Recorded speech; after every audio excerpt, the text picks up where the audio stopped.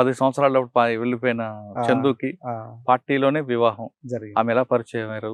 ఆమె అయితేనేమో దక్షిణ బస్తరు జిల్లా కమిటీ మెంబర్గా ఉండేది ఆమె. తర్వాత జంతన సర్కార్ అధ్యక్షురాలుగా ఉండే ఓ సోని. ఉమ్. సొంత పేరు అయితేనో గంగవ్వ అంటారు, లేదా సోని. ఆవిడకు ఛత్తీస్గఢ్. ఆ ఛత్తీస్గఢ్ తెలంగాణ బార్డర్. ఒక వాడ వాళ్ళది ఛత్తీస్గఢ్ లో ఉంటది, ఒక వాడ యువతలు ఉంటది. అట్లా గమ్మత్ ఉంటది అన్నట్టు వాళ్ళ ఊర్లో మీదకెళ్ళి ఈ బార్డర్ పోతుంది. బార్డర్ విలేజ్ అమ్మాయి.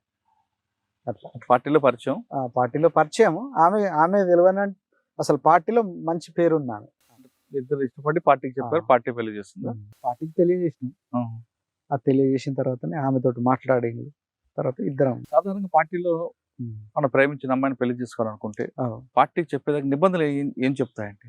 పార్టీలో చాలా ప్రజాస్వామ్యం ఉంటది. ఇప్పుడు బయట రకరకాల ఉంటది, కానీ ఇక్కడ పార్టీలో ఏందని అంటే ఒకవేళ ఇష్టపడ్డాం అనుకో, అంటే మెచ్యూరిటీ ఇద్దరికి ఉన్నదా లేదా అనేది చూస్తుంది. అది కొలమానం. మెచ్యూరిటీ లేకుండా భర్తీ అయిన 2 రోజులకే నేను ఈమెను ఏ ఓకే అనేది అట్లా ఉండదు. మెచ్యూరిటీ తోటి ఉంటది. అంటే ఇద్దరు ఇష్టపడిన తర్వాత పార్టీ ఒక 6 నెలలు దూరంగా ఉండమంటది అటు కదా? అట్లేం లేదు.